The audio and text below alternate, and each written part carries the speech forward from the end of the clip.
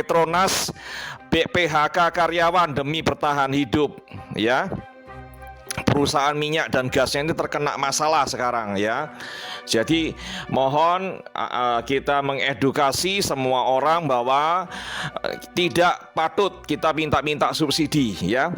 Kalau kita ini mampu. Mana dia dapat berita ni, aku pun tak tahu. Daripada fakta mana dia ambil, aku pun tak tahu. 10,000 orang dia kata Petronas nak buang. Tengku Muhammad Taufik telah menyatakan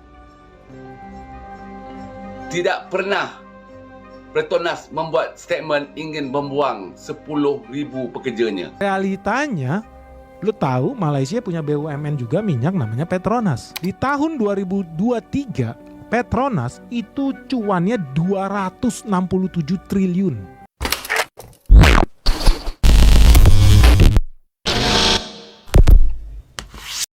Hai, halo geng, assalamualaikum warahmatullahi wabarakatuh. Berjumpa kembali dengan saya Zainal Satori. Sebelum video ini saya mulai, gimana kabarnya kalian semua? Semoga semua yang menonton video ini baik-baik saja, dimurahkan rezekinya, selalu berpikiran yang positif dan dijauhkan dari mara bahaya oleh Tuhan yang Maha Esa. Menangani tentang pekerja Petronas kena PHK massal besar-besaran 10.000 pekerja. Setelah saya telusuri ternyata itu hoax dan membuat pengapi-ngapian para The Gang Kokori saja. Yang faktanya malahan Petronas itu boleh menyumbang ke negara miliaran. Bahkan kembali lagi ke Pertamina. Pertamina kini mendapatkan masalah yang cukup besar. Bahkan semua rakyat Indonesia itu geram karena ada salah satu pihak, bukan salah satu, ada beberapa pihak pekerja yang bekerja bersatu dengan BUMN Pertamina Indonesia ini melakukan koruptor besar-besaran yang berjumlah itu triliunan, ratusan triliun, bahkan sudah mendekati 1.000 triliun rupiah. Itu sekitaran dekat 60.000 triliun ringgit Malaysia, geng. Akan tetapi yang namanya Kokori ini selalu keras kepala dengan hal ini. Beritanya Petronas PHK karyawan demi bertahan hidup, ya. Wah. Perusahaan minyak dan gasnya ini terkena masalah sekarang, ya. Jadi mohon kita mengedukasi semua orang bahwa tidak patut kita minta subsidi, ya.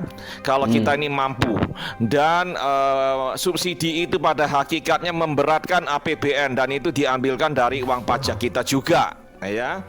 Jadi yang mau masak ya harus bayar harga pasar, yang mau naik mobil pribadi bayar bensin dengan harga pasar, ya. Jangan mengharapkan subsidi dari uang pajak rakyat, ya. Kalau nggak sanggup beli harga pasar, ya cari alternatifnya, naik sepeda atau masak dengan cara lain, dengan bahan bakar lain. Berapa orang nak buang ni? 10,000 nak buang. 10,000 nak buang, tuan-tuan. Kata ekonomi bagus, tapi nak buang orang. Kalau Petronas dah start buang orang, GLC mana lagi nak buang? Lepas ni nak suruh siapa buang orang? TNB, Telekom, tabung haji. Dulu dia nak cuba buang penjawat awam, ingat tak? Pertama kali Pakatan Harapan naik jadi kerajaan, dia kata mula-mula sebelum itu siapa? DAP kata nak buang berapa ratus ribu penjawat awam dia nak buang. Sekarang dia takut, dia tak nak buang penjawat awam sebab dia nak cuba dapat undi Melayu. Kebanyakan orang penjawat awam ni undi orang Melayu. Buang penjawat awam, esok kan tak dapat undi Melayu. Okey, dia tak buang penjawat awam. Lepas tu sekarang dia nak buang siapa pula, tuan-tuan? GLC pula dah nak buang. Saya dengar cerita lagi, ada daripada apa ini, kita dengar, kita nak tanya Petronas, dia semua tak mau jawab. Nak tanya Menteri Kewangan, dia asyik pergi ke luar negeri je, tak jawab-jawab. So kita cari sumber-sumber, kita tanya pasal apa. Dia tuduh, kadang dia tuduh oh sebab bisnes tak ada lah, hilang lah, apalah. Sebab deal dia dengan Sarawak lah kononnya. Sebab bisnes Petronas Sarawak ambil lah sebenarnya. So macam mana nego lah apa. So saya nak cakap pada Anwar Ibrahim, saya nak cakap, kalau awak yang itu tak gambar gerti saya, nego, geng, anjir. apa pasal pula kita yang kena buang, betul? Awak yang tak gerti nego, awak lah letak jawatan.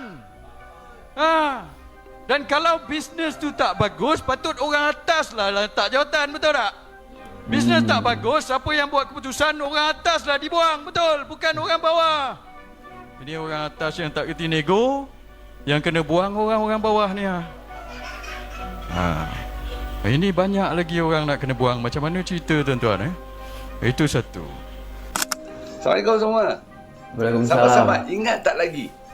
Lebih kurang dalam 3 minggu, 4 minggu sebelum ini, ada satu makhluk yang mengatakan kononnya ekonomi teruk. Ekonomi di bawah perpaduan ini menekan rakyat. Seolah-olahnya begitulah. Sehingga kan Petronas ingin membuang pekerja. Sehingga 10,000 orang.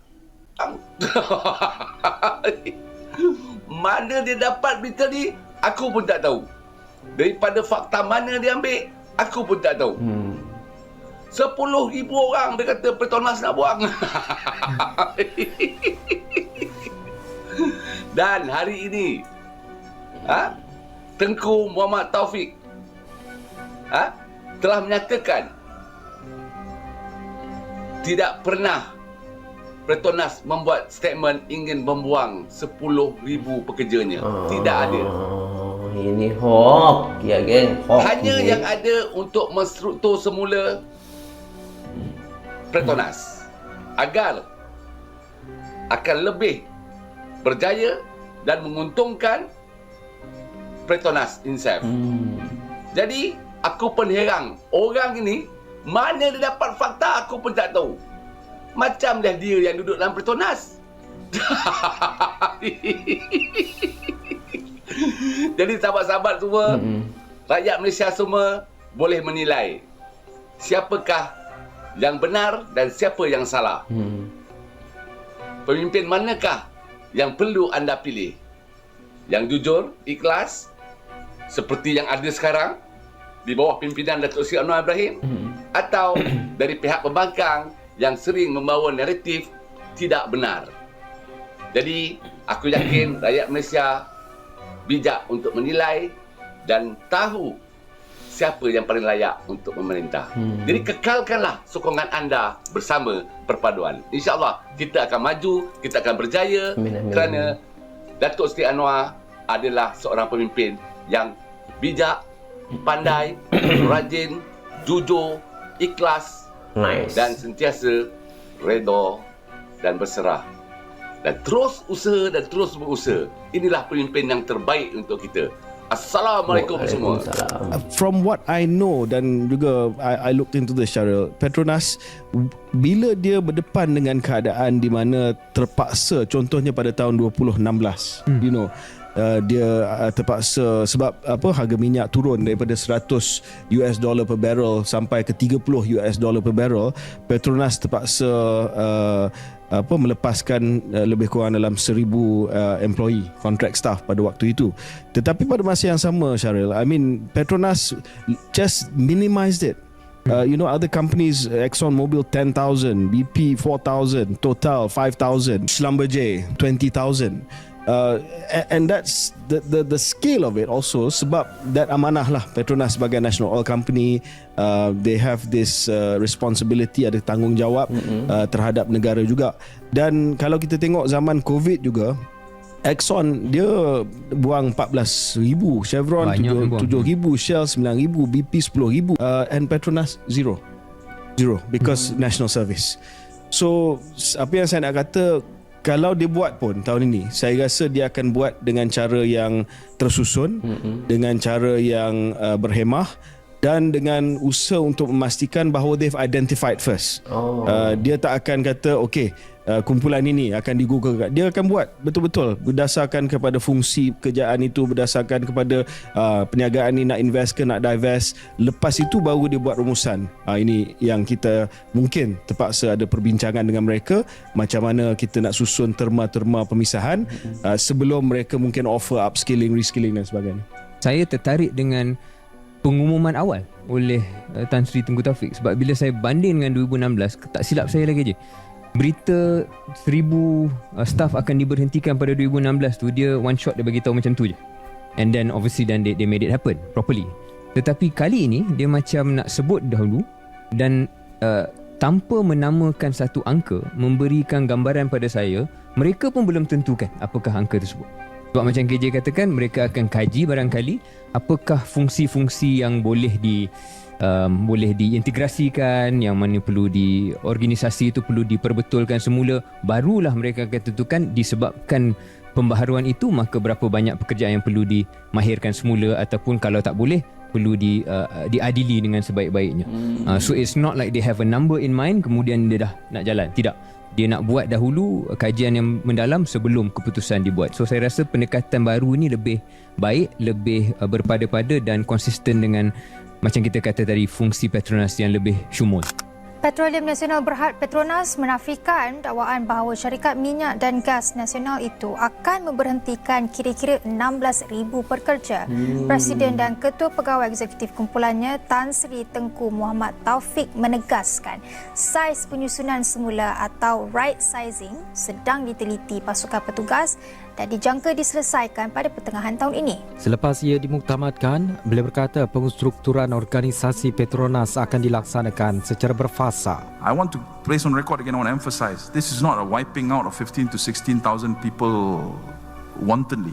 We are going to be careful, we are going to be doing this structured way, and the people who are affected or displaced, we will deal with them respectfully and equitably. Some people are saying this is a protectionist exercise where senior management is going to be shielded while everybody else who has no say in it is going to be affected.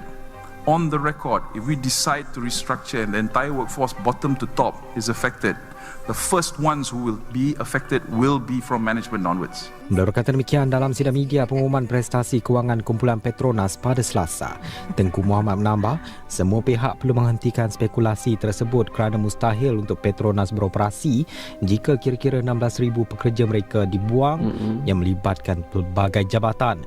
Malah jika Petronas memutuskan untuk menyusun semula keseluruhan tenaga kerja, Petronas tidak akan melindungi pengurusan atas dan menjejaskan pekerja bawahan.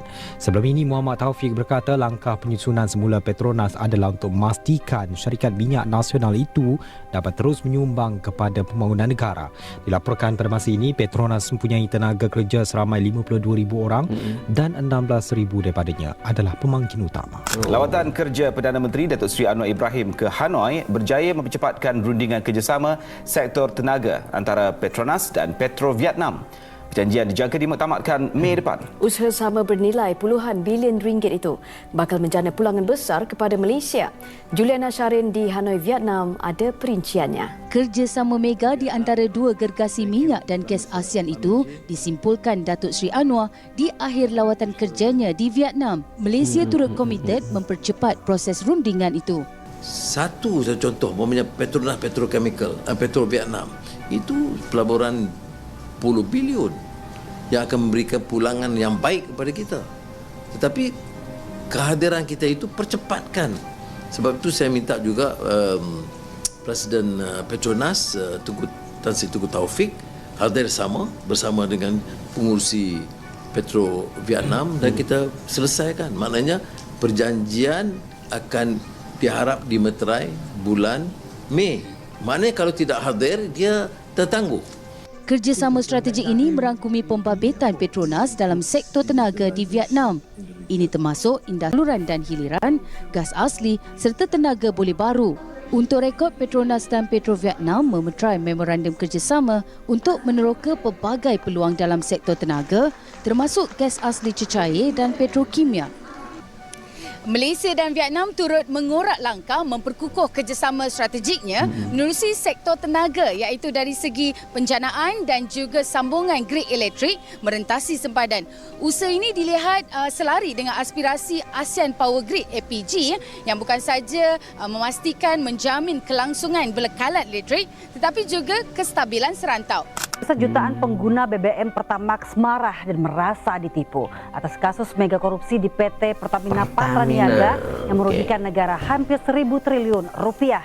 Dan dalam penyidikan Kejaksaan Agung, Pertamax yang dijual sejak 2018 diduga dioplos dengan BBM Pertalite. Dan ironisnya, dalam pengoplosan adalah bos Pertamina Patraniaga. Pemirsa, kasus korupsi PT Pertamina yang menjerat 7 tersangka mengungkap fakta-fakta miris dan juga mencengangkan. Selain merugikan negara ratusan triliun rupiah, jutaan masyarakat Indonesia juga dibohongi dan juga terkena imbas dari oplosan BBM karena sudah memberi Pertamax namun justru mendapatkan Pertalite. Pengguna BBM Pertamax marah dan kecewa. Bagaimana tidak, dalam 6 tahun terakhir BBM Pertamax RON 92 yang dibeli diduga hanya memiliki RON 90 setara BBM Pertalite. Yang lebih membuat marah, pelaku kejahatan ternyata bukan SPBU nakal, melainkan 4 petinggi Pertamina, termasuk Direktur Pertamina Patraniaga. 3 pelaku lainnya merupakan broker alias pihak swasta. Dari temuan Kejaksaan Agung yang menyidik kasus korupsi tata kelola minyak mentah, modus korupsi dimulai dari adanya kong kali kong di produksi kilang minyak yang sengaja diturunkan agar bisa impor. Pengadaan pun sudah di markup 13 hingga 15%. Pemufakatan jahat berlanjut saat pengadaan impor, di mana impor BBM yang seharusnya RON 92 ternyata yang dibeli hanya RON 90. BBM impor selanjutnya dioplos di depo, diberi zat aditif untuk menjadi RON 92 dan dijual ke masyarakat. Masa sih jutaan rakyat Indonesia kalau saya scroll di TikTok itu Pak, itu mengatakan hampir yang bahasanya sama. Mereka salah satunya mereka bilang apa Pak, ketika saya ambil garis benang merahnya, ternyata hampir semua mengatakan bahwa kualitas Pertamax ini ketika orang isi Pertamax milik Pertamina ini Pak, motornya berebet Pak, yang kemudian lama-lama motornya macet dan rusak. Dan ini bukan 1-2 orang Pak, ribuan. Kami minta kepada Pak Dirut, Pak Simon, di rapat berikutnya Bapak sudah menyampaikan kepada kami paparan soal ini sejujur-jujurnya. Dan kami minta tindak lanjutin itu Pak, jangan didiamkan itu masyarakatnya di media sosial itu Pak. Maka harapan kami kalau memang Pertamina ini sudah tidak bisa menghadirkan BBM yang murah, tidak bisa menghadirkan BBM yang berkualitas, bubarkan saja sudah Pak. Kasih Petronas sudah masuk ke bangsa kita untuk bagian menghadirkan BBM murah. Buat apa kita bicara soal kedaulatan energi, tapi kemudian rakyat kita harus dijerat dengan harga BBM yang mahal, harus ditipu dengan diberikan BBM yang tidak berkualitas. Good news nih buat kalian rakyat Indonesia ya, karena akhirnya lagi-lagi terbukti Indonesia ini adalah surganya koruptor. Jadi kalau lo mau belajar korupsi, nggak usah jauh-jauh pergi ke neraka ya, karena neraka adanya di sini nih. Nah teman-teman tahu tingkah laku Pertamina itu sangat berbeda dengan tingkah laku Petronas, negara tetangga kita. Lu kan hobinya jelek-jelekin Malaysia miskin. Realitanya, lu tahu Malaysia punya BUMN juga minyak namanya Petronas. Di tahun 2023 Petronas itu cuannya 267 triliun. Bayangin, Petronas cuannya 267 triliun. Indonesia cuannya cuma 72 triliun. Jadi lu bandingin nih, 267 triliun sama 72 triliun. Petronas 267 triliun, Pertamina 72 triliun. Bedanya seperti bumi dan langit. Katanya Indonesia negeri kaya raya gemari Palau Jenau ya, penduduknya lebih banyak, harusnya cuan lebih gede. Lu tahu nggak harga Pertamax di Indonesia itu lebih mahal dibanding harga Pertamax RON 98 yang ada di Malaysia. Jadi lu bayangin ya, RON 92 kita nih Pertamax itu udah dijual mahal lah, kan non subsidi. RON 98 Malaysia itu ternyata lebih murah harganya dibanding Pertamax kita. Subsidi dan itu baru profit ya. Kita ngomongin dividen ya. Jadi kan perusahaan ini harus store ke negara. Dividennya di tahun yang sama, di tahun 2023 itu dividennya 143 triliun guys. Dividen Petronas. Udah jual bensin dengan harga lebih murah dibanding bensinnya Pertamina. Dividennya 143 triliun. Lu tahu perusahaan yang lu banggakan itu Pertamina yang ahlinya apa? Jadi sponsor mobil F1 dan MotoGP, yang produknya juga nggak bisa dibeli sama orang Italia, tapi entah kenapa ada di sana. Dia punya dividen cuman 14 triliun. Jadi negara sekecil Malaysia, Petronas bisa setor 14 triliun ke negara. Jadi negara sekecil Malaysia, Petronas dia bisa setor 143 triliun ke negaranya. Gila, Pertamina gila, ya. dengan segudang keahlian ya katanya isinya ahli-ahli jagoan-jagoan dari ITB itu cuma bisa nyetor 14 triliun. Luar biasa nih ahli-ahli ITB itu ya. Karena apa? Karena berkat begitu banyaknya orang ahli-ahli kita di ITB yang ada di Pertamina, mereka berhasil mensukseskan Petronas buat beroperasi di 100 negara yang ada di dunia. Rakyat tertipu. Selama ini kita bayar Pertamax, tapi Pertalite dioplos menjadi Pertamax ya. 290 juta jiwa rakyat Indonesia semua tertipu ya. Mereka menyangka ya minyak yang mereka isi minyak Pertamax yang berkualitas, ternyata Pertalite ya yang dioplos. Wow. Kurang kejam apa lagi oknum-oknum pejabat di Indonesia ini ya? Nah, kurang kejam apa lagi mereka terhadap rakyat-rakyat Indonesia ya? Kalau bisa mereka injak ya, mereka peras rakyat Indonesia ya. Wow. Luar biasa ya. Jantung pisang. Mereka korupsi uang negara dari hasil uang rakyat. Coba lihat ini ya. Minyak pun dioplos ya. Kurang apa lagi kekejaman mereka ini coba? Mana ada memikirkan rakyat? Nggak ada. Belinya Pertamax dikasih Pertalite. Kita beli Pertalite nanti dikasih pula premium. Waduh. Oke, tapi nggak apa-apa. Semoga semua yang menengok video ini, kita boleh menambah wawasan ya. Terima kasih telah menonton video ini sampai selesai. Kesadaran diri agar kita boleh mengkoreksi, jangan suka-suka mengatakan negara orang lain, apalagi sampai programnya ya geng ya.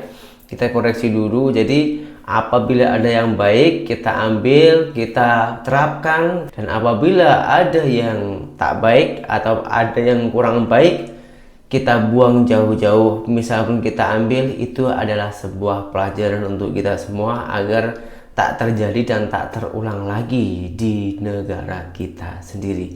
Sekian, terima kasih dari saya. Assalamualaikum warahmatullahi wabarakatuh. Bye-bye.